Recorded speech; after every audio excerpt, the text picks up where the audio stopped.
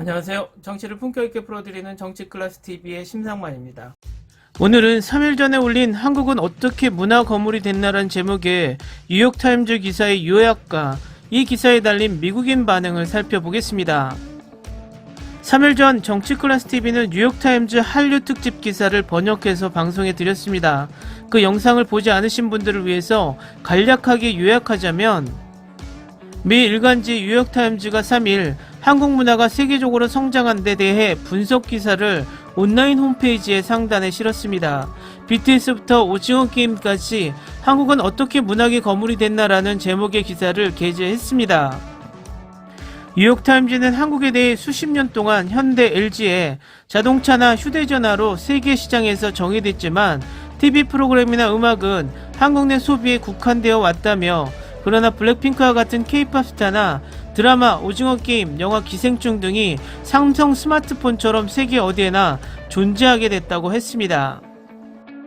한국 문화가 성장한 배경에 대해서는 한국이 제조기술을 개발하기 위해 일본과 미국을 차용한 것과 마찬가지로 한국 감독들은 수년간 할리우드를 비롯한 엔터테인먼트 산업에 대해 연구했다며, 이에 한국의 독자적인 감각을 추가한 것이라고 말하며, 또 넷플릭스와 같은 스트리밍 서비스가 지리적 장벽을 허물면서 거대한 문화 수출국 반열에 올랐다고 분석했습니다.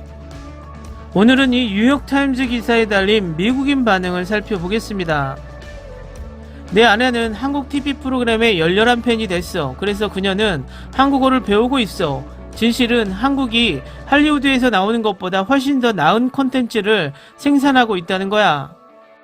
외국 영화는 일반적으로 훨씬 더 흥미로운 주제와 스토리가 결합, 더 깊이와 리얼리즘을 가지고 있어. 훌륭한 영화, 드라마를 만들기 위해 큰 예산과 슈퍼스타가 필요하지 않아. 필요한 것은 좋은 각본과 독창성과 창의성이야. 할리우드는 정말 그 창의력을 잃은 것 같은 내용을 반복하고 있어. 이런 방식의 TV는 이제 보지 않아. 팬데믹 기간 중 사랑의 불시착을 보기로 결정했어. 이 문을 연 이후로 나는 거의 미국산 TV 시청을 중단했어. 조금 구별해야 하지만 장르에 걸쳐 너무 많은 훌륭한 한국 드라마가 있어. 무브 투 헤븐, 시그널, 하이에나, 빈센주, 갯마을 차차차, 하이바이 마마, 멜로가 체질, 나의 아저씨 등등 한국어는 귀에 정말 유쾌하게 들리고 사운드 트랙은 훌륭하며 드라마는 해외 시청자에게도 스토리가 공감할 수 있었어. 그러나 가장 중요한 것은 미국 드라마에는 볼 수 없는 사실적인 휴머니즘에 있지. 한국 엔터테인먼트에 대한 증가하는 수요는 아내와 함께 불가사리 대본을 쓴 서재원과 같은 독립 창작자들에게 영감을 주었습니다. 서재원의 작가 파트너 이름이 없던가요? 제대로 이름 언급 없이 단지 아내라는 표현이 화가 나네. IMDb에서 그녀를 찾는데 2초밖에 안 걸렸어. 그녀의 이름은 권소라야. 좀 더 노력해. 뉴욕타임즈. 홍콩에서 자란 사람으로서, 그리고 지금은 한국 파트너와 함께 살고 있는 이 한국 문화의 물결은 나에게 엄청난 자부심과 슬픔을 동시에 가져다줘. 단지 성공뿐만 아니라 새로운 아이디어와 심지어 틈새 아이디어를 시도하려는 한국 창작자들의 노력 때문이기도 해. 이 기사는 그 요인들을 잘 요약하고 있다. 작고 붐비는 국내 시장, 검열을 피할 필요성, 그리고 전쟁, 독재, 민주화의 급속한 경제 성장의 소용돌이. 한국인들은 이런 이야기를 하도록 격려하는 환경에서 좋은 이야기를 하고 좋은 각본을 쓰는 사람들이다.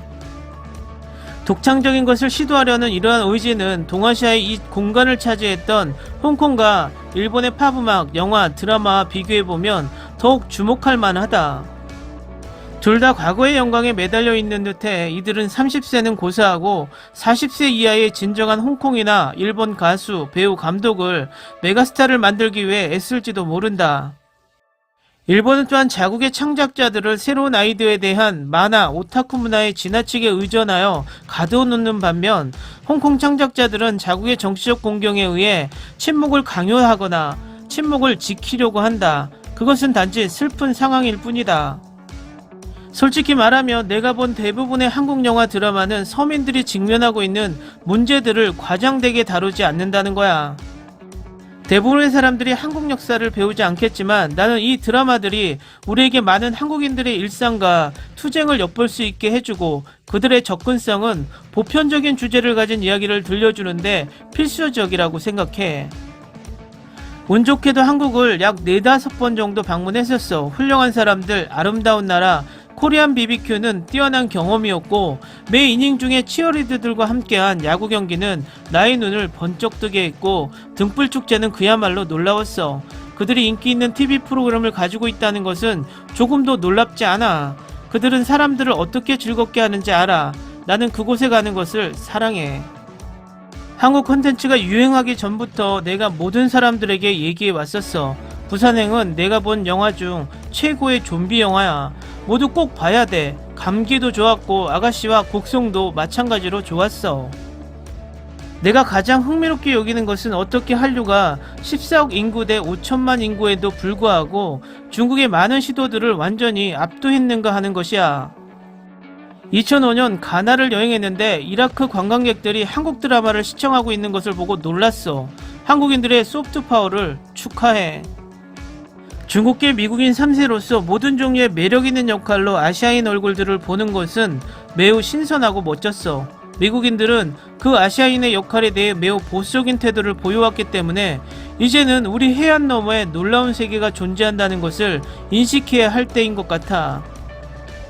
난 한국계 미국인이고 2010년에 티벳의 국경을 넘어 인도의 라다크 지역에 있는 히말라야 산맥을 여행 중에 내 여행 가이드는 그의 마을에 있는 모든 젊은이들이 한국 영화와 TV 아이돌처럼 스타일링하기 위해 머리를 자르고 한국 여자 스타들과 똑같이 한다고 그랬었지.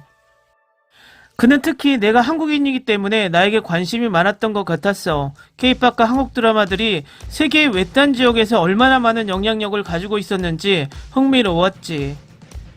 나는 미국인들이 소파에서 일본 만화책을 무릎에 올리고 오징어 게임을 봤으면 좋겠어.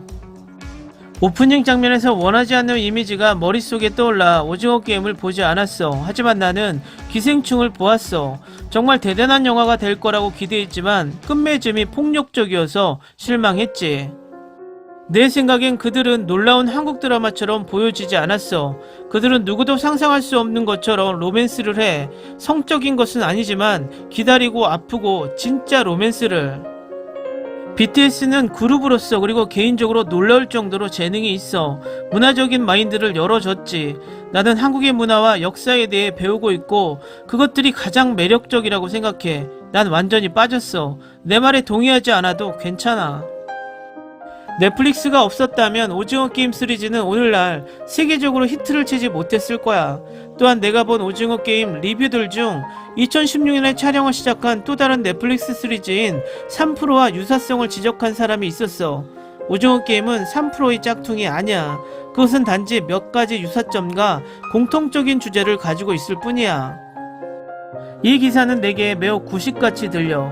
그것은 우리의 국경 밖에는 아무것도 존재하지 않는다는 미국의 사고방식을 반영한 거야. 세계의 다른 나라들은 수년간 한국 드라마, 영화를 보고 K-팝을 듣고 있어. 이 기사가 계몽적이고 훌륭하다는 것을 알게 된 사람들에게는 우리 모두가 더 많은 문화를 경험할수록 더 좋다는 것을 명심하고 나머지 세계도 탐험해 보길 바래. 한국은 지난 세기에 적대적인 중국과 일본, 북한과 미국에 시달리다가 점령당해 왔어. 한국은 천연자원이 제한적이고 계절성 기후의 급격한 변화를 가지고 있는 비교적 작은 반도 국가이며 끊임없이 긴박한 군사적 공격을 상기시켜. 그러면서도 이곳은 세계에서 가장 고도로 연결된 사회 중 하나야. 이것은 일본이 전후보다 훨씬 더 회복이 빠르고 창의적이며 역동적인 사회야. K-팝은 일본에서도 엄청난 인기가 있어. 나는 교육에 대한 독특하고 자랑스러운 문화적 정체성과 유교적 가치를 유지하면서 미국적 가치에 대한 한국인들의 강한 정체성을 크게 존경해. 아마도 이러한 역사적 지리적 조건들 때문에 그들의 영화와 TV에서 볼 수 있듯이 운명적인 역사의 깊은 연속이 있어.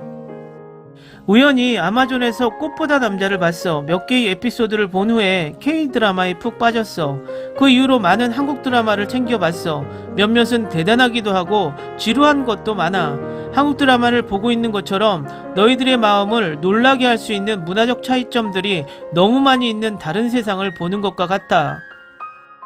오늘 아침 크리스천 데이비스의 한국은 차세대 엔터테인먼트 블록버스터 계획을 세우고 있다라는 흥미로운 기사를 읽었어.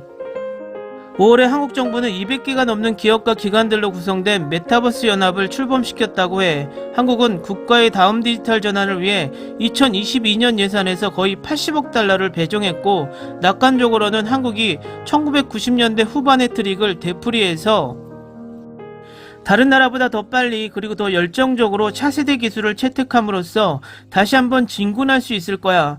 전문가에 따르면 이것은 넷플릭스의 현재 지배력에 대항하기 위한 것이 아니라 미래의 또 다른 미국 기술 그룹 미래 지배력에 대항하기 위한 전략이야. 댓글 반응 잘 보셨나요? 미국의 메이저 신문 뉴욕타임즈의 한류 기사에 그것을 증명이나 하듯 많은 댓글이 달리고 있습니다. 그리고 한류는 이미 오래전부터 왔고 미국이 눈치채지 못하고 있을 뿐이다. 또 자신들이 경험한 한류 현상에 대한 증언들이 올라오고 있어 왠지 뿌듯합니다.